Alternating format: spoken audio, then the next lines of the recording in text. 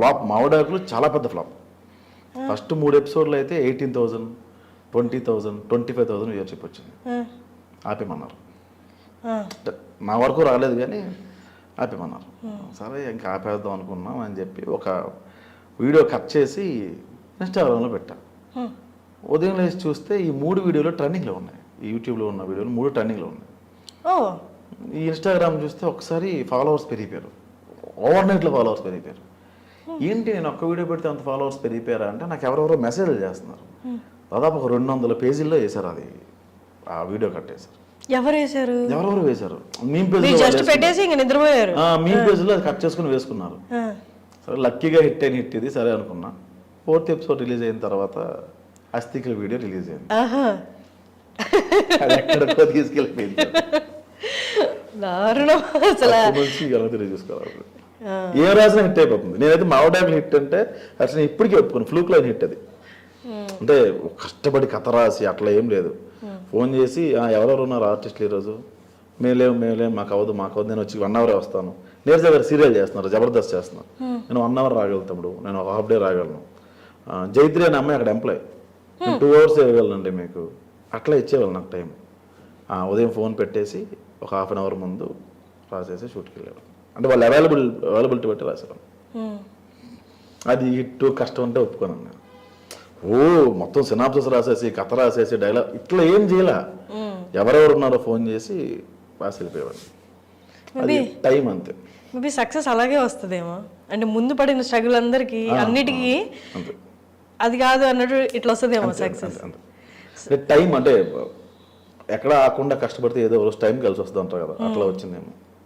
పాత వీడియోలకి పేరు వచ్చింది కానీ ఇంత పేరు రాలేదు. ఇంక చాలు నీకు, అది నీకు ఇక్కడి నుంచి బ్రేక్ రావాలి అన్నట్టు వచ్చింది. దీని తర్వాత చాలా మూవీస్ పడ్డాయి నాకు. అసలు చాలా దారుణంగా ఆల్మోస్ట్ ఒక 8 సినిమాలు చేస్తున్నాయి. అలా తీసుకెళ్ళిపోయింది మామిడాకులు. ఒక యాక్టర్ రైటర్గా 4 సినిమాలు రాస్తున్నాం. సో అంతవరకు అది పెద్ద సినిమాలు రాస్తున్నాం మళ్ళీ. సో అంత స్థాయికి తీసుకెళ్ళిపోయింది. కానీ నేను ఇది హిట్ అంటే నేను ఎందుకో హిట్టే అది యాక్చువల్లీ. అంటే మీరు ముందు పడిన స్ట్రగుల్ సరే దాని గురించి మాట్లాడదాం, సో దట్ మన ఆడియన్స్కి వదిలేద్దాం అది హిట్టో లేకపోతే ఫ్లూక్లో వచ్చిందో. సరే దాని ముందు అంటే ఇప్పుడు ఇండస్ట్రీకి వచ్చి ఎన్ని నెలలు అయింది? 13 years అయింది. 13 years. మీది ప్రాపర్ శ్రీకాకుళం కదా, ఫేస్బుక్లో శ్రీకాకుళం అని. ఇప్పుడు 2008లో వచ్చి మళ్ళీ వెళ్ళిపోయి మళ్ళీ ఒక 4 years అట్లా మళ్ళీ ఇటు వచ్చి ఇట్లా. అంటే అక్కడ ఏం చదువుకున్నారు యాక్చువల్లీ మీరు? అది ఎంబీఏ అయింది. ఎంబీఏ ఎక్కడ? అక్కడే శ్రీకాకుళంలోనా? బయట వైజాగ్లో. ఓకే. ఆ తర్వాత మూవీస్ వైపు అంతకు ముందే వచ్చేసాను మూవీస్ వైపు. ఈ ఎంబీఏ అనేది పేరుకి, అవన్నీ వెళ్ళి ఎగ్జామ్స్ రాసి మందు కావాలా డబ్బులే కావాలి పాస్ చేసే అట్లా డిగ్రీ అట్లా మేనేజ్ చేసింది. సో మూవీస్కి వచ్చి తర్వాత ఇక్కడ అంటే రైటింగ్ సైడ్ వద్దామని వచ్చారా లేకపోతే డైరెక్షన్ నేను వచ్చాను. 2009లో పంజాగుట్ట ఫ్లేవర్ మీద చాలా పెద్ద యాక్సిడెంట్ అయింది. మీకు ఇక్కడ చూస్తే కనిపిస్తుంది.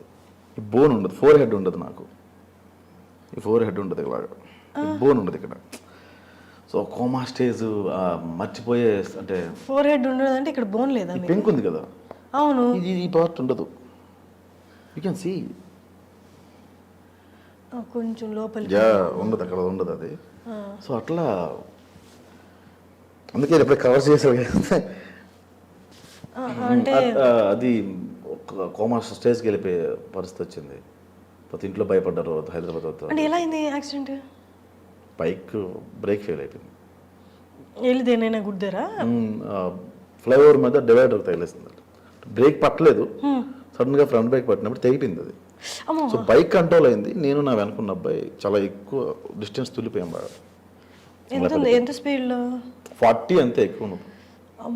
బ్యాగంపేట ఫ్లైఓవర్. ఆ తర్వాత ఇంకా డైరెక్షన్ ఐ కాన్ హ్యాండిల్. నేను అన్ని క్రాఫ్ట్స్ మేనేజ్ చేయలేను. కోపం వచ్చేసి ఊరిక తిడితే ఎవరు పడతారండి, ఎవరు పడరు కదా, వద్దులే అనుకున్నాను నేను. ఫస్ట్ ఇది చెప్పండి, ఇది అయిపోయింది దాటల్లో. ఇది దెబ్బ తగిలింది కంటికి కరెక్ట్గా ఇక్కడ కదా, కంటి ప్రాబ్లం అట్లా ఏమి? ఓ 2-3 years చాలా ప్రాబ్లం ఫేస్ చేశా. ఎన్ని మంత్స్ రెస్ట్ కావాల్సి వచ్చింది? అయ్యో ఆల్మోస్ట్ ఒక 1 year పైన అయింది. రెస్ట్ అని కాదు, లోపల ఒక ఎంత ప్లేస్ లోపల దురద పెట్టేది. ఇలా తీసి ఇలా గోక్కుని మనల్ని పెట్టలేం కదా, అట్లా ఉండేది. ఆ బ్లడ్ అంతా క్లాట్ అయిపోయి చాలా ప్రాబ్లం ఫేస్ చేశాను. బయటికి రావడానికి కొంచెం మెడిటేషన్ అవన్నీ చేసి అట్లా చాలా టైం పట్టింది. ఇప్పుడు ఓకే సూపర్ బెటర్. 2009లో జరిగింది. 9లో జరిగింది. చాలా చిన్న ఉన్నప్పుడు ఆ టైంలో జరిగింది. సో అందుకే డైరెక్షన్ హ్యాండిల్ చేయలేనేమో. వచ్చిన తర్వాత చాలా కోపం ఎక్కువ ఉండేది. సో రైటింగ్ సైడ్ వెళ్ళేవాడిని. రైటింగ్ సైడ్ చేయడం అందరూ యాక్టింగ్ వైపు లాగారు. సో ఒక ఆఫీస్కి వెళ్ళినప్పుడు నేను ఆర్టిస్ట్ అండి అంటే విచారాలి చెప్తాం కొడాలి అన్నారు. రెస్పెక్ట్ వాళ్ళ చాలా నీచంగా మాట్లాడారు. అంటే నీచంగా కాదు, ఏదో ఎవడో అవకాశం కోసం వచ్చాడు వెయిట్ చేస్తాడులే అని చెప్పి కూర్చోవాలంటే మాట్లాడారు. ఒక 2-3 months పోయిన తర్వాత ఈటీవీ ప్లస్లో చిన్న చిన్న కంటెంట్స్ రాయడం మొదలుపెట్టాను. మళ్ళీ అదే ఆఫీస్కి వెళ్ళా. అదే సేమ్ పర్సన్ వచ్చాడు. వచ్చిన తర్వాత నేను రైటర్ని సార్ అన్నాడు. సార్ నమస్తే సార్ కూర్చోండి సార్ అన్నాడు. సో ఇక్కడ పౌడర్ కన్నా పెన్నుకి వాల్యూ ఎక్కువ ఉంది. సో మనకి లోపలికి వెళ్ళాలి అంటే ఏదో ఒక ఆయుధం కావాలి, అది పెన్ను ఎందుకు అవ్వకూడదు. అప్పుడు కంప్లీట్గా రాయడం మొదలుపెట్టాను. కానీ అంతకు ముందు వరకు డైరెక్షన్ సైడ్ వద్దాం అనుకున్నారు కానీ బట్ రైటింగ్ సైడ్ అసలు లేరా? మీరే రాసుకునే వాళ్ళ? రాసుకునేవాడిని కానీ నేను రైటర్ కాదు నా ఫీలింగ్. నేను పెద్ద చదువుకోవాలి. ఎంబీఏ కూడా చెప్పారు కదా మీకు, మేనేజ్ చేసి భయపెట్టి బెదిరించి పాస్ అయిన సబ్జెక్ట్స్ అవి. అట్లా నేను కాలేజ్కి వెళ్ళిన తర్వాతే హాల్ టికెట్కి వెళ్తేనే ఎవరు నువ్వు అన్నారు నన్ను. సో అలాంటి రోజులు ఉన్నాయి. అదే మన కాలేజ్ ఎంతమంది అమ్మాయిలు ఉన్నారు, అరే చెప్తే వచ్చి అట్లా ఆ స్టేజ్కి వెళ్ళిపోయాం మేము. సో అట్లా ఉండేది. మీకు కోపం ఎక్కువ? ఇప్పుడు చాలా సందర్భాలు ఎక్కువ. ఇప్పుడు కూడా ఎక్కువ. అంటే అంత వేరంగా రాదు. వస్తే అవతల కొట్టేస్తే అలా ఉండదు, గట్టిగా అరుస్తాను, అది అవతల తీసుకోలేదు. స్ట్రెస్ అంటే ఎక్కువ పెయిన్ఫుల్ థింగ్స్ ఎక్కువ చూసాను నాకు. దానివల్ల ఆ స్ట్రెస్ ఎక్కువ అయిపోయి చాలా కోప్పడేవాడిని. చాలా కోల్పోయాను కూడా కోపం వల్ల. అప్పటి నుంచి బయటపడి సరే కామెడీ వెళ్దామని కొంచెం నవ్వుతూ ఉంటామని అట్లా. చాలామంది అంటారు, చాలామంది తెలిసిందే, విపరీతమైన పెయిన్లు, డిఫరెంట్ పెయిన్స్ అనుభవించిన వాళ్ళే కామెడీ రాయగలరు అని. నిజం. మీ పెయిన్స్ అంటే ఏ కైండ్ ఆఫ్? చాలా ఉన్నాయి యాక్చువల్గా ఇప్పుడు అన్నీ. అంటే పూర్తిగా తగలలేదు, మధ్య సగం సగంలో ఉన్నాయి అన్నీ. అవి కంప్లీట్ అయిపోతే ఐ కెన్ ఎక్స్ప్లెయిన్. సో అలా ఉన్నాయి. మీరు లవ్ ఫెయిల్యూరా? చాలాసార్లు అయింది. చాలా సూపర్. 2-3 సార్లు అయింది. 2-3 సార్లు. ఫస్ట్ సూసైడ్ చేసుకున్నా అనుకున్నా. తర్వాత రెండోసారి ఆ థాట్ రాలే.